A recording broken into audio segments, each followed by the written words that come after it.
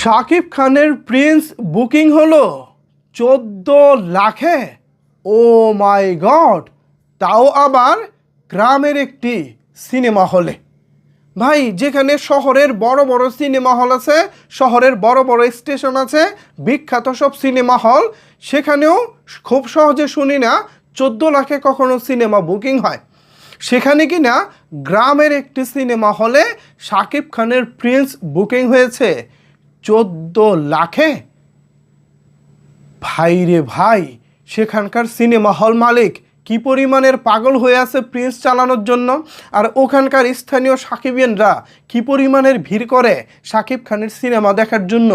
এটাই আমি ভাবতেছি, একজন হল মালিক কতটা আত্মবিশ্বাসী হলে, কতটা আগ্রহ থাকলে প্রিন্সকে 14 লাখ টাকায় বুকিং করা যায়। আমি হলের নাম বলতেছি না সঙ্গত কারণে, তবে আপনাদেরকে একটু ধারণা দেব। এটা হচ্ছে জামালপুর জেলার কোনো একটি উপজেলার সিনেমা হল। পাশাপাশি দুটি সিনেমা হল আছে, পজিশন এবং অপোজিশন। এ কারণেই মূলত রেন্টালের দামটা একটু হাই হয়ে গেছে।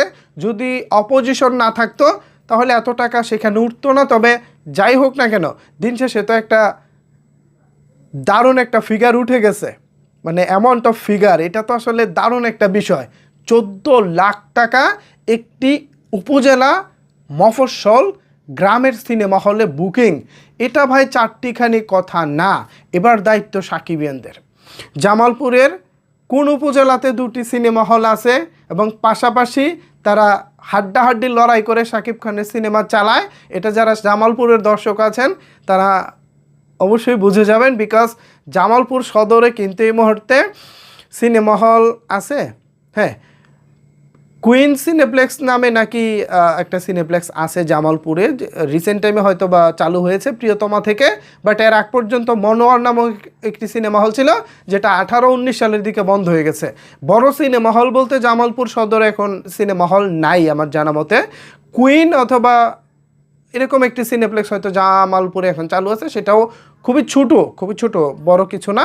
তো এছাড়া উপজেলা পর্যায়ে মানে 14 লাখ টাকায় বুকিং, এটা কেবল শাকিব খানকে দিয়ে সম্ভব এবং শাকিব খান এটা তিনি অ্যাচিভ করেছেন।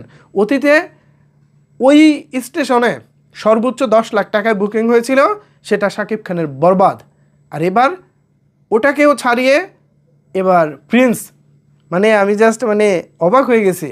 একটা মফস্বল এরিয়া, অনুন্নত একটি শহর এবং বলতে গেলে গ্রাম, ওখানে গ্রাম কি গ্রাম, বাট ওরকম একটা জায়গায় এত টাকায় বুকিং, আমি ভাই কোনোভাবে এটা হিসেব মিলাতে পারছি না। শুভকামনা রইল ওই হল মালিক ভাইয়ের জন্য। ভাই যেন যে আশা নিয়ে ছবিটা নিয়েছে সেভাবেই ব্যবসা করতে পারেন।